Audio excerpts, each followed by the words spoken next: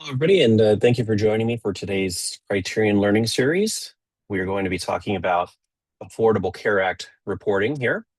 I will remind everybody that we do have a chat, and we have some people monitoring the chat. So if you do have questions, you can ask your questions, and hopefully we can answer them during the session today. And if possible, I'll mention them. I don't know if I have enough time. If we have any questions we require follow-up, we will reach out to you to get some clarification on this, especially if it's something specific to your company. We don't want to bring that up necessarily during the webinar. First off, I do want to make a disclaimer out here. We mentioned these during our year end. As always, if you have any questions regarding things like the taxability of incomes, how benefits should be configured for ACA, whether it's an eligible plan, those types of things, we ask that you please reach out to your consultants, your advisors, your benefits or tax advisors, your accountants. They will be the ones who will be able to advise you on that. If it does come down to a configuration thing and we need to change something in the system, of course, we can show you where that can happen there, but we are not going to provide any tax advice regarding ACA or, of course, other taxes like that. And the information you're going to see on the next slide is the latest that I have as of today. But of course, the IRS may extend things, they may change dates, so you need to keep on top of that. Again, you can talk with your advisors or monitor the IRS as well as states if you need to do that for different states. So here are the ACA deadlines. And so the paper copies of ACA forms are due to the IRS as well as to your employees by March 2nd. So you still have a little bit of time to do this. Of course, the paper copies, you can only submit them if you're under a certain size employer. So if you're larger than that, and you'll need to consult with the IRS about that one, you have to do the electronic ones. And the electronic ones, as you can see, they're actually due a little bit further out in the future at the end of March on the 31st. All right. Of course, if there's any typos, I apologize, but I believe these are all correct as far as what I could find. All right, so I'm going to go ahead and jump into the software now so you can see what this looks like and how it works in the system here. So switching over to my browser. Now, we will show you how you can publish into self-service, but really all this is happening in the admin side of the house here. So let's go over to HR. And I'm going to close some extra tabs I have up there. Now, of course, first things first is you do want to make sure your employee data is right. Now, if you're doing payroll, you've probably already gone through some situations where you have had address changes, or maybe somebody's social security number was wrong and that kind of information. And that's going to be updated on the employee's record. Now, this might be something the employee does through self-service. They go to their demographics or their address screen and they, update that information for you. But sometimes you have folks who don't use self-service, and that's okay. You can still update it yourself. So perhaps there's a misspelling in their name and you need to correct that here. You can easily do that here on, their names fields. Maybe there's a birth date that's wrong or the social security number is wrong. You can go ahead and fix that here. You'll want to do that before you do your forms. You can still correct it, and maybe you're looking at your forms and you notice something is wrong. You can still correct it. We always recommend you correct it right here within the system rather than updating the form, because the form does not write back into the system. So if I did misspell this person's last name and I correct it on the form, it's still going to be misspelled here on the demographics. And of course, the same thing with the address. If somebody's address is wrong, whatever that happens to be, they could do that through self-service, or you could update it here. And again, I would recommend doing it right here in the system rather than on the form, because again, the form will not update into here. Okay, the same thing could happen if you do need to report dependent information. So dependents would be under the dependents and contacts under advanced profile. And again, if something is incorrect on here, you'd want to make sure that it is correct. So you could update this information, the birth date, the name, the social, all of that information as necessary. All right. And maybe during the year you had the wrong information as far as the enrollment of the employee on their benefits.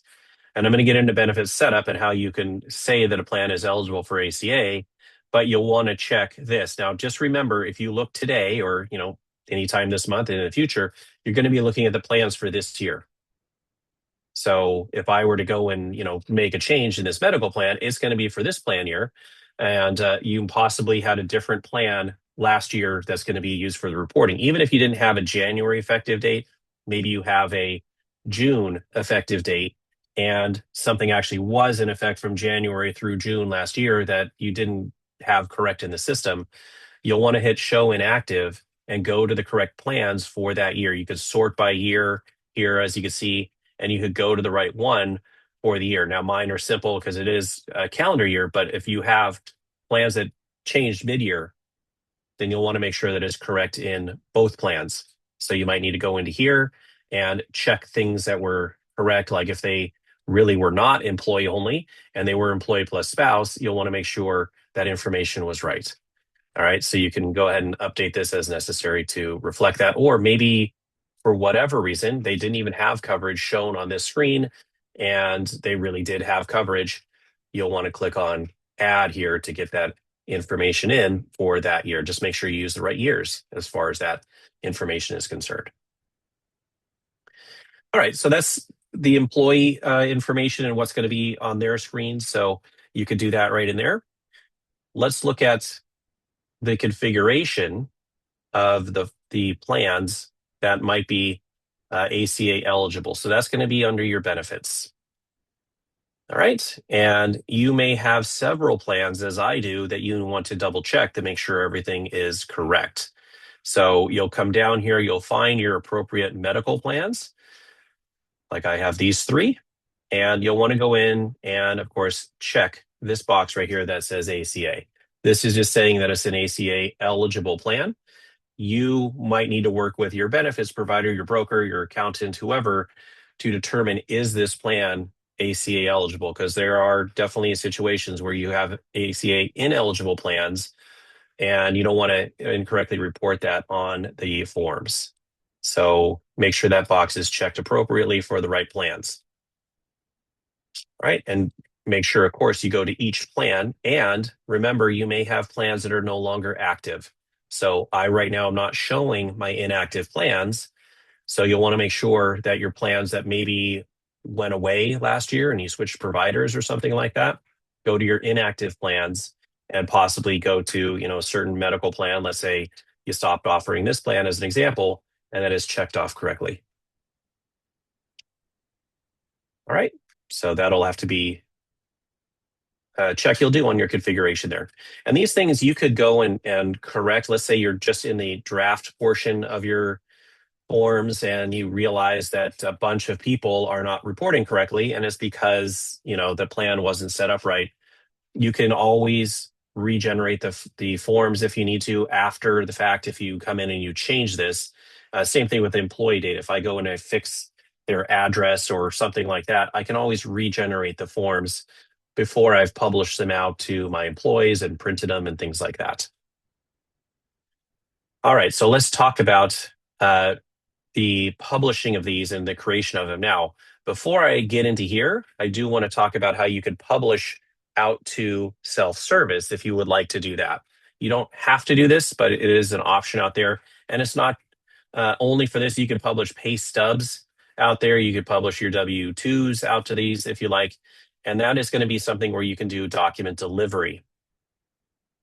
All right, so document delivery actually starts with telling it where you're going to save these documents.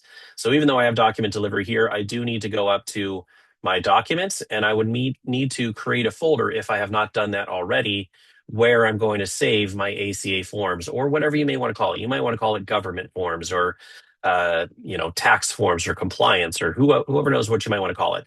But you create a folder. Now, you may already have one here. Just double check if you do and you want to use this, that you have a place to save it. Because if you don't, you'll have to come back and do this anyways. So here you can see as an example of this. I'll show you what it looks like with mine already configured. In fact, let me just create a new one here. So I'm going to go ahead and add a folder from this dropdown if you've never done it before. And you'll come up with a name. Let me just call this tax forms. Okay. And I'm as long as it doesn't have that name already, I'm good to go. And oops, I shouldn't have put it under there. I will delete that. So here I can hit this delete here to get rid of them. All right, and let's just do it here. Should do this. All right, tax forms. Okay. Now, you may want to make different folders for different years if you like. You may, under tax forms, maybe make a form, a folder called 2025, 2026, etc. You're certainly welcome to do that if you'd like to do it. But once you have this up, you can see here, you can, say it's for a certain group of employees and stuff like that. This probably wouldn't be great for this particular one because you're going to publish all the forms here. And you wouldn't want to limit the access to certain people, but it certainly could be used for that if you want to. If this should only be for, certain employee types, you can go in there and you can say it's for a certain group of employees. All right. But this is the minimum of naming it. And you'll see here when I set up like this is for certain groups of employees, it'll show a little padlock there. If it's this, it means everybody gets access. It's not restricted, as you can see when I put my mouse over it. So that little access icon will show that right there. All right, so after I've created that, let's go to my document delivery here. And you'll see these here. I already have this one called ACA, but let's go ahead and show you how you would set one up. So you may want to call this Affordable Care Act forms. It doesn't matter what you may call that there. You can use a name there. I always recommend that it's something descriptive rather than just calling it delivery, because maybe you're using this for different reports and not just for, all of them. But you certainly could use that for all of them. And you may want to have a description for this. You're not required to do this. The name is required. But here you're telling it which report, and the ACA is a report that you want to use this document delivery for. All right. Of course, it does need to be active. If it's not active, it won't work. Personal email. What that means is back on the employee's demographics, there's two fields for email. There's the email, then there's the second email, additional email address. It would use the additional email address if it's populated rather than the primary email address. So maybe the primary is their work email address, and the second one is like a personal Gmail account or whatever they're using for personal email. It would prefer that one over the work one. If the second one is blank, it's going to go back to the work one. All right, so you may want to check that box right there. And of course, if I'm not sending it by email, it doesn't really matter what I use here, but this is, of course, related to the sending by email. So this is telling it, how do you want to distribute this? Because you could do different things. You might want to post in ESS and send by email as a second document delivery. You're certainly welcome to do that. There really is no difference when I do these here, except for when I click on post in post in ESS, it'll show the path, and this is that folder you just created. So you would select the appropriate folder. I think I called it tax forms, and populate it here. This is why I was saying the folder has to exist first. I can't create one here. I have to create it first. And then, of course, you would save. Now, I already have it saved. That's why I didn't save. And let me turn off that ad for Grammarly. All right, so here you can see one that is set up. All right, very simple to do that. Okay, now let's get into the actually creating the ACA forms, and that's going to be done under HR administration. So I'm assuming you have these rights in your system to see HR administration. If you don't, you're going to need to work with whoever is in charge of your security profiles to make sure you have at least this, but probably also benefits and those delivery options. But ACA is where these are created. Now, I've already done mine for last year. In fact, I did it twice for some reason. Let me go ahead and get rid of one of them. Again, I don't know why I did it twice, but here's, you see my one for 2025. But it's very simple. All you do is you click generate and you just wait a little bit. It doesn't take very long, but it'll create it for 2025. I think I was just impatient and I hit generate, or I did it in two windows, and that's why I had it there twice. But you hit generate, and then this is going to populate right here. So what you'll need to do is you'll need to put in your information as far as who is the person that's going to be the contact. So that's what's going to go on the 1094. And then, their title, so HR, and their phone number, I don't know, 8675309. All right, so that's the phone number right there.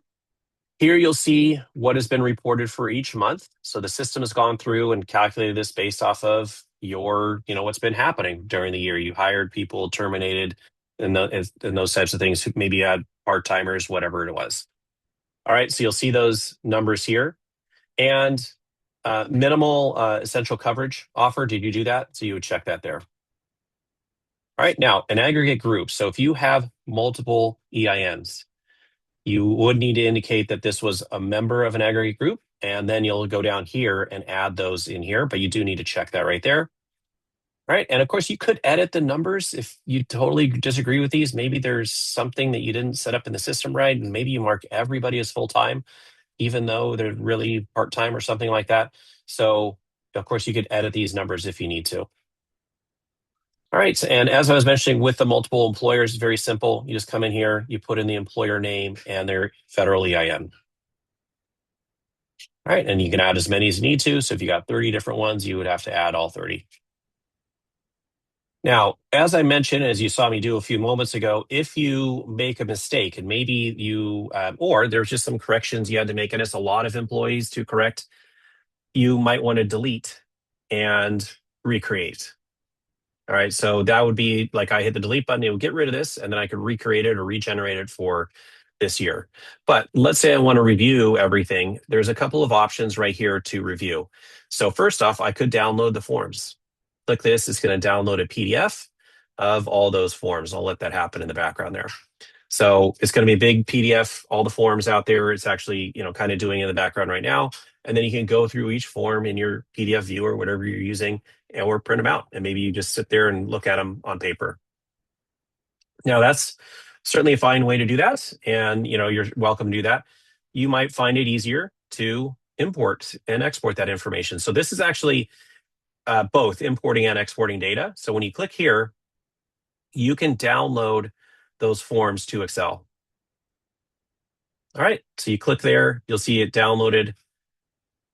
And let's see, oh, it's opening my Excel. What I was going to do is bring this up. So this will do that here. So you don't need to do anything now. I just download that. And let me go ahead and open up my Excel here to show you what this will look like. So just give me one moment here to switch this around.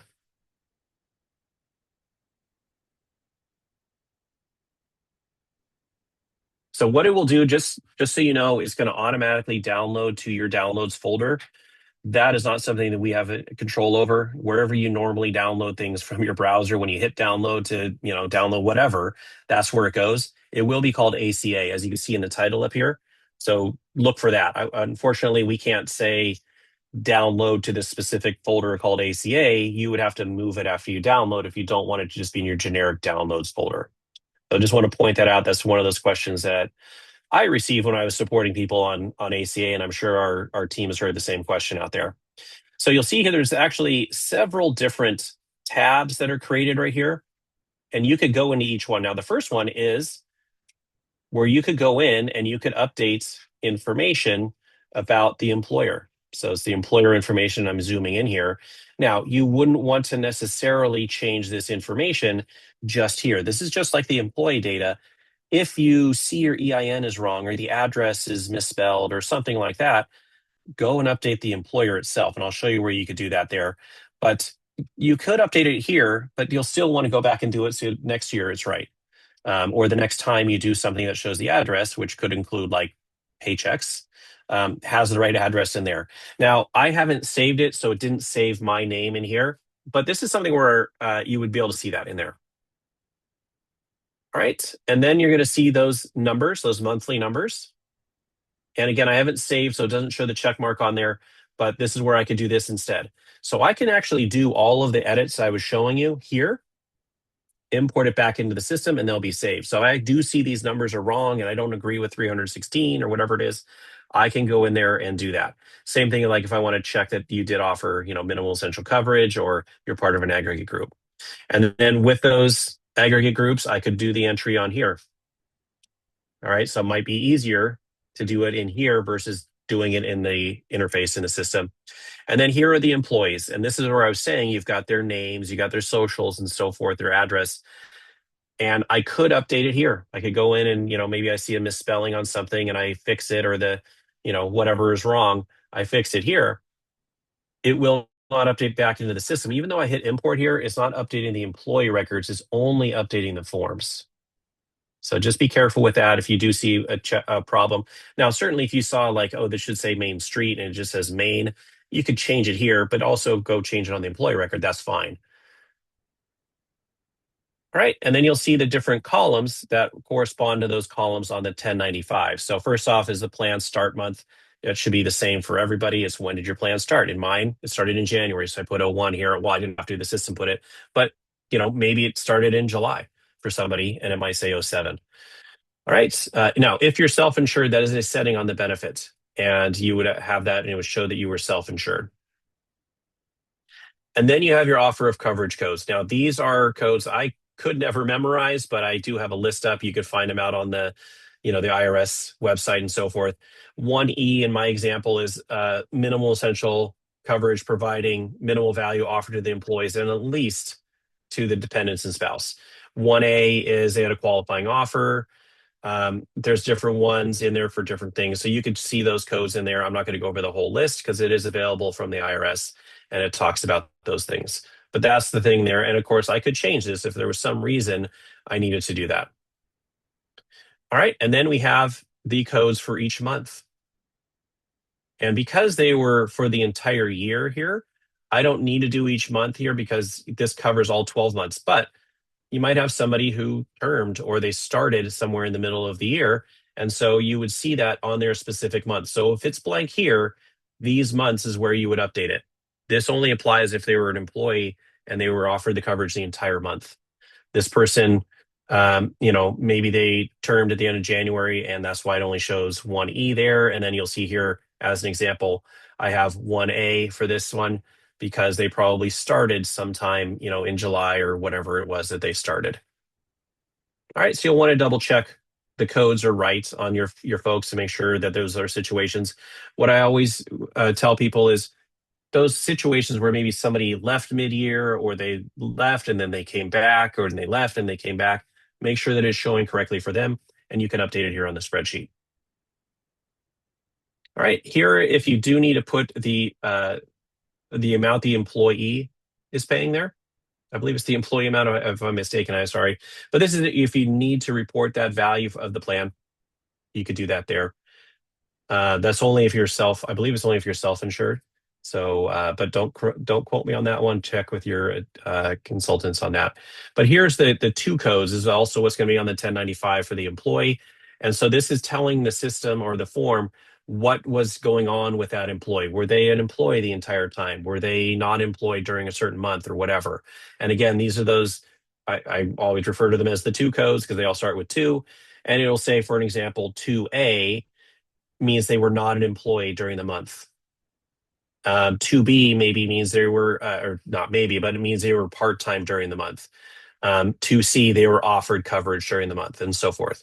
So you've got the different codes in there for how that works. And, that'll explain to, on the form, they were in a waiting period because they got hired in January, but they weren't offered coverage until March because that's your rule. They have to wait 30 days and then it's the first of the next month or something like that.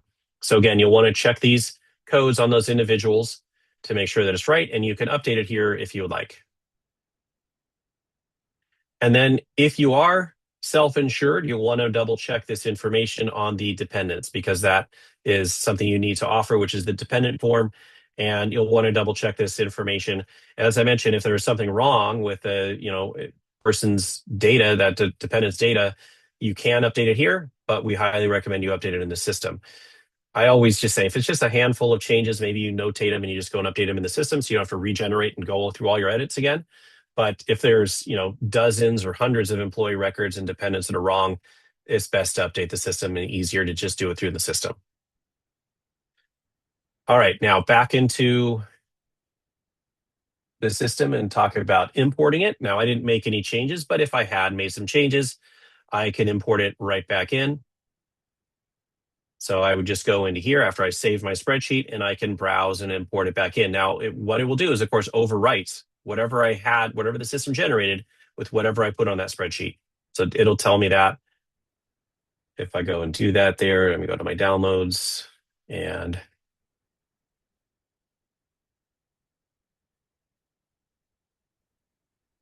now I didn't have any changes, but it will overwrite that. Okay, so that is the importing and the downloading of the forms. Publishing is the last one. This is what pushes it out to self-service as well as that email if you're doing the send to email. So this is when you're ready and you're going to be publishing. Now, you may not be publishing and you wouldn't see that button if you did not set up the document delivery. You won't see the publishing option there. And that's where you would download the forms and do the PDF version of it. All right. Otherwise, you would hit publish here. And I just want to double check something before I do that because I want to turn off email delivery. Otherwise, I'm going to get like 200 or 300 emails and I don't want to get that. Let me turn off the send by email because I don't want to have all that junk in my email because everything in my demo here goes to me.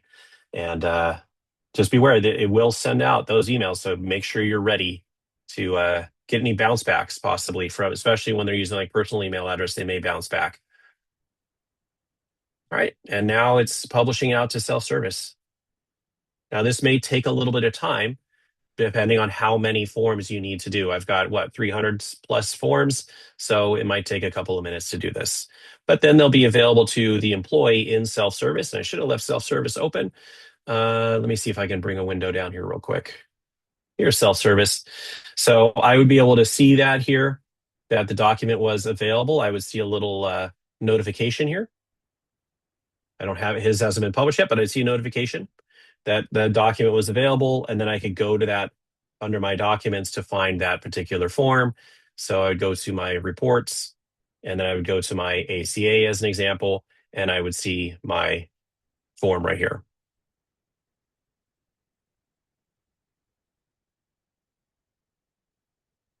All right, so that's how your employees can then download and view those forms. Of course, you want to still distribute them. You're welcome to print them out and send them out, but that's how they can see them in self-service. All right, so I didn't see any questions come in, so either they were sent privately to the other people or there are no questions, which is great. Let me go back to our PowerPoint, and we're going to talk about our upcoming Learning Series webinars. So if you are somebody who's interested in the general ledger in the system and how it works to set up the GL and map the GL, in 2 weeks, we're going to be covering that, covering the GL account mapping, which will include the setup of the GL and the mapping. And then we're going to cover learning management, which actually is a pretty broad topic because there's a lot that could go into learning management. Certifications, skills, and courses that people have taken is under learning management. So if you're interested in that. And then we're going to do another broad topic, which is just payroll processing. So I'm not going to get into the nitty gritty of all the different scenarios that can happen in payroll, but we're going to cover kind of from the high level payroll processing from timesheet to paycheck. All right, so those are the upcoming trainings. Yes, is there a question? Yeah, Steve, let me jump in. There was a request to show the downloaded forms. Oh, the file and also itself, a question, yes. yeah, and then a question about Atrix. Okay. I didn't see that. Let me find the downloaded form. So what happens is when it downloads the forms, it actually comes in as one big zip file that you'll open up, and inside of there, you'll have the individual forms. So you'll open it up and it'll say, as an example, it'll say the person's last name, their first initial, and their employee number, and then it will say 1095C-year. And let me see if I could share this here. Sorry, it opened full screen on me, and let me resize my window. Now you kind of saw what it looked like when I showed self-service. So it's going to look like the 1095 form, and hopefully this will show well on the screen here when I switch. All right, so here's an example of one. You may notice the name of the file is Wilford-V. His name is Virgil Wilford. That's his employee number, 3871, and then 1095C 2025.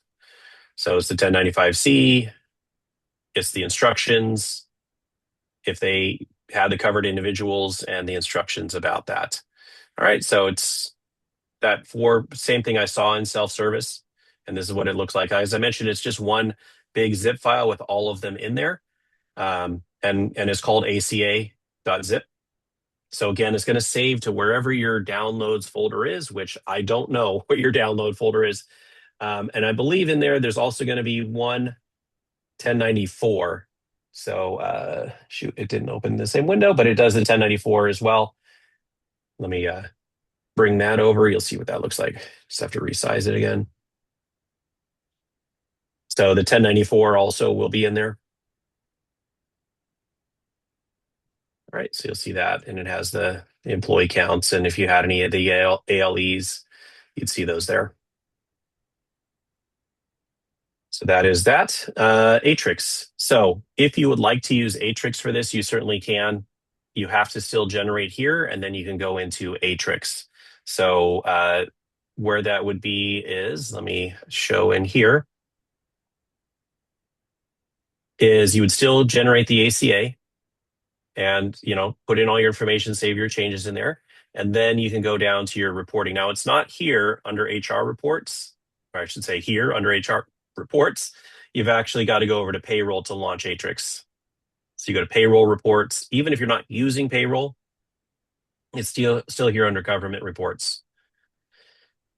And then you'd be able to launch Atrix from here. You would choose your employer. You would say federal as an example, and then you'll see 1094, 1095. Which year is it? And then you would hit accept to launch it. Now, I don't have a good, clean system to launch this, so I would get probably a bunch of errors when I hit this.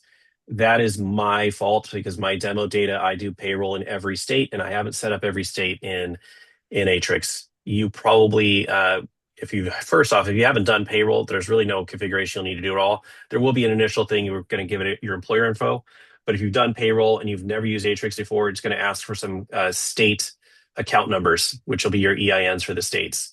So that would come up after it launches Atrix here. And like I said, mine might have a bunch of errors, and that's not indicative of the Atrix or our software. It's my personal data is a mess. So great question on that one. And certainly if you have questions, we always like to tell you to reach out to support here. And I believe I put that on our slide deck. Did I put that there? I did not, unfortunately. So help at Criterion HCM is the best way to get to support. If you're not sure, the phone number that's available anywhere within the admin side, you can hit help here. Like I said, help at CriterionHCM.com, and then there's the phone number to call in. And you may have already worked with, Patrick or Connor or somebody, and you might know their direct contact information if they shared it with them. But this is the best way to get a ticket created, and or going right here under support and creating a ticket if you have any questions or something is just not making sense to you on the forms. Again, we're not going to tell you how benefits, which ones are compatible with ACA, but if there's issues with data, we can help you with that. Oh, one last thing I did mention, I was going to show you where the employer stuff is. So if something is spelled wrong with your employer, system configuration. And here's your employers. And let's say I had, the wrong name or ID, EIN or something like that, I would have that there. The address comes from the primary work location. So you'd want to go into here, see which one is your primary, and double check the address on that one. Those are configured under work locations up here. So I'd have to go to my headquarters and put in the correct address here. All right, great questions on that. And thank you for those. I don't know if Patrick, anything else came in that I didn't see, but if there's nothing else, we do want to thank you for your time today. And we look forward to seeing you again in a couple of weeks if you're joining us for the GL account mapping. As always, you can reach out to us if you need help with things, or you can reach out to your partner if you're working with a partner, and they will be able to help you out with this as well. So thank you for joining us today, and I hope to see you all again in a couple of weeks.